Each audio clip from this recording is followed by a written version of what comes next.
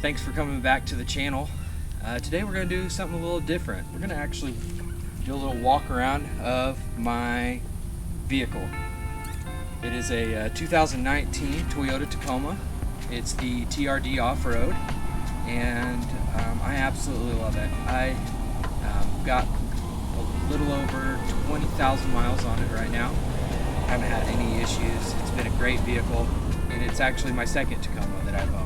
I owned a second gen before this one and absolutely loved it too. But today I'm going to go over some of the things that I've done to it, things that I really like, and things that I don't like about the truck and some of the mods that I've done. So let's start at the front and let's go up over here. So we're up here at the front, and there's only a few things that I've done. Obviously I put the TRD Pro Grill.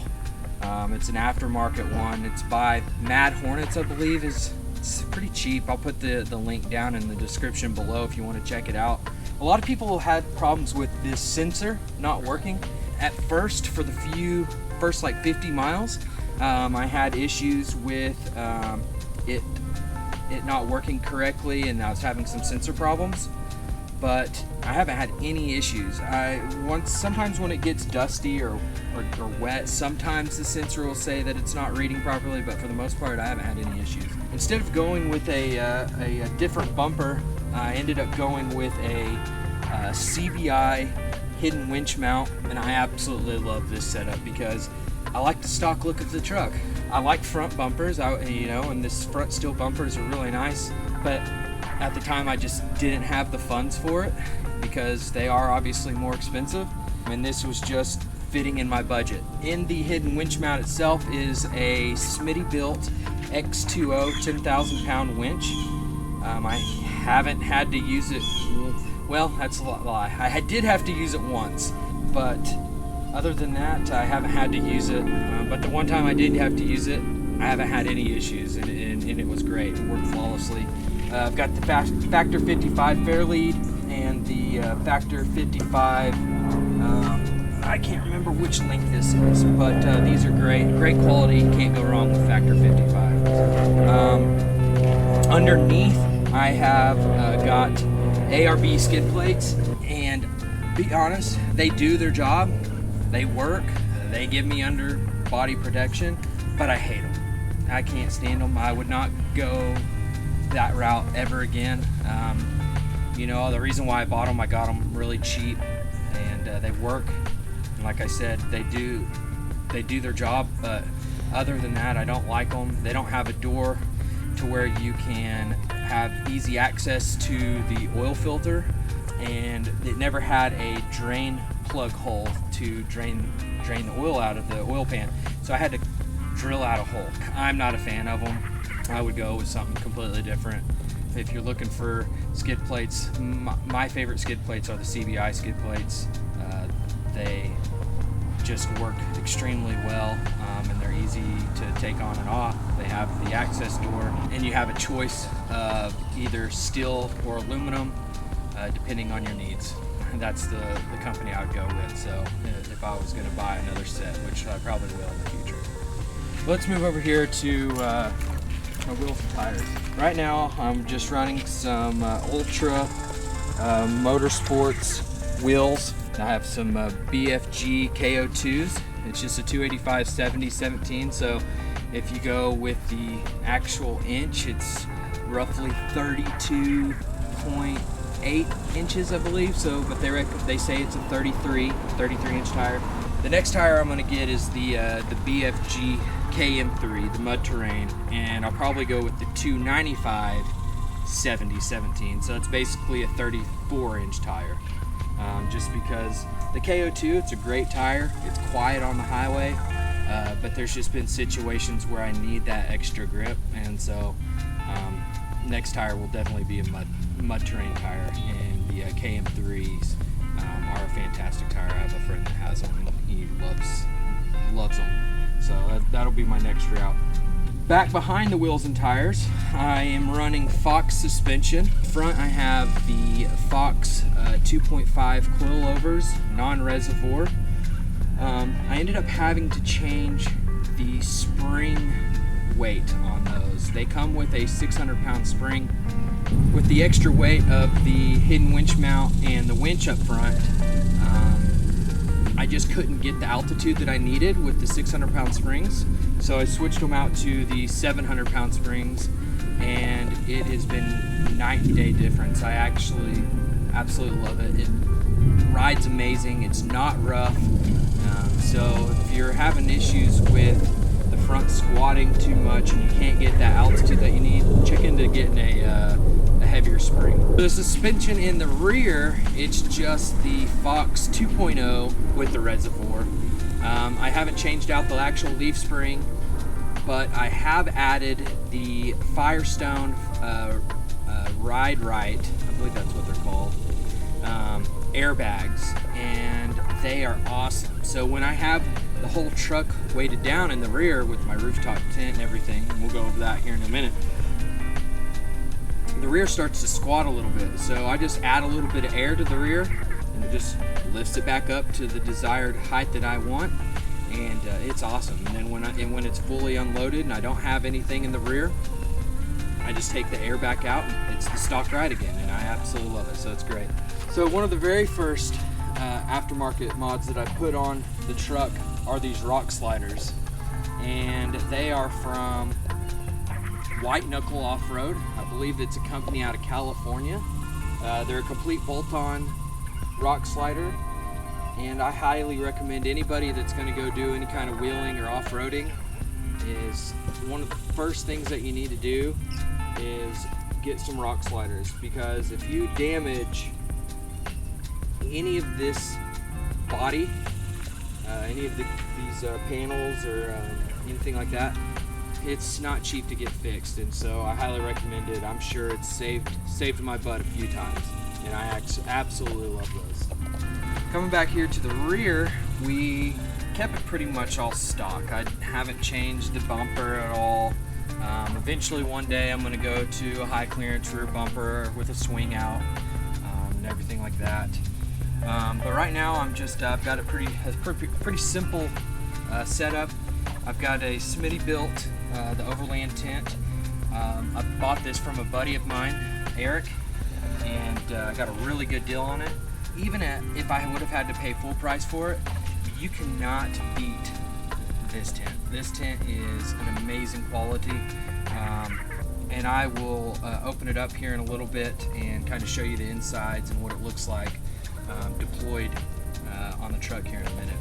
But this tent is riding on some Tacoma HD bars with the Bedrock quick disconnects, and I absolutely love this setup because one, it keeps the tent the same height of the cab, but it helps with the aerodynamics and the wind flow over everything. Helps with gas mileage, but also, since it is a quick disconnect, this truck is my daily driver, so when I'm not using this, I can easily have a buddy of mine come over. We can disconnect everything, and me and him both lift each side of it. We just set this thing up against the wall in the garage. It's really nice. It's a convenient, very convenient rooftop tent setup, and I absolutely love it. But that's pretty much everything on the outside of the truck. Like I said, I don't have a whole lot going on the outside. I've kept it pretty stock and simple. But let's move into the inside and show you kind of what I have going on in the inside. Alright, so we're back in the cab, and I have a pretty cool little setup in my opinion. I have from Expedition Essentials, they've got this rail system that holds ram mounts, and I've dedicated each ram mount for a different device. And so on the far right over here, I've got my tablet. So this is what I'll have like my Gaia maps on and everything like that. It's really nice. I absolutely love this. And then the center ram ball is this is where I put my cell phone. And then this left ram ball, I don't have my GoPro on it right now. I just have some cheap action camera on here just for display. but this is where I'll put my GoPro. And typically for my GoPro, I'll have it on, GoPro makes this mount that is on a swivel ball. And so when I need to go from filming the road view or filming myself, all I have to do is twist it, and then I can start filming myself for when I'm driving down the road. And I really like that. So, but I actually absolutely love this setup. Everything is set up on magnets. So I've got this metal plate on the back, and Ram has these magnet mounts, and all I have to do is set it up there. Same for the tablet. It's all I've got these metals plates back here, and all I do is stick it up here and just set it up. I've used different magnet mounts before. I've used the Skoshki, or I don't know how to pronounce it, and it just wasn't strong enough for my applications. Every time I'd go off-road, especially this tablet, it would just fall down, and so I had to think of something different, and that's when I went with the Ram magnet mounts, and it's been amazing. As for radios, I just use just a cheap Midland radio, and it just sits perfectly up here in my visor. But as for that, that's all I have. Inside, I don't have a refrigerator yet. I will one day. I'll have that set up in the back on probably like a Jackery battery station. As for refrigeration or to keep my food cold, I just use a Yeti, and it's been working great. So like I said, I keep things to a minimum, and this is how it works for me and for my setup. I really enjoy it. This is the Smitty built tent, completely deployed. Like I said before, you really can't beat the price of this tent for the quality that you get. But I do have two complaints. The one complaint I don't like is the cover on the tent and the Velcro that goes all around. It can kind of be tedious when you're folding it back up. My second complaint for this tent is the ladder. They need to upgrade this ladder to a telescoping ladder. Yeah, you can buy aftermarket ladders that are telescopic ladders, and I think they run about 120, 140 bucks. So that's something that I'll probably be upgrading in the future if I don't get the Tough Stuff Alpha 2 tent that fits perfectly on the bed of the Tacoma. So, but this is what it looks like completely deployed. And I like it because it's low, it's easy to get up into, and it's been a great tent so far. So I'll do a little walk around, kind of show you the insides of it, and how big it is inside. And if you have any questions about this tent, just put a comment down below. So from the factory, it comes with this 2-inch foam mattress topper, I guess if you want to call it that. It's not bad, but what I've done is I've added an air up mattress that I blow up, and it does an amazing job. I feel so comfortable in here. I have plenty of space still.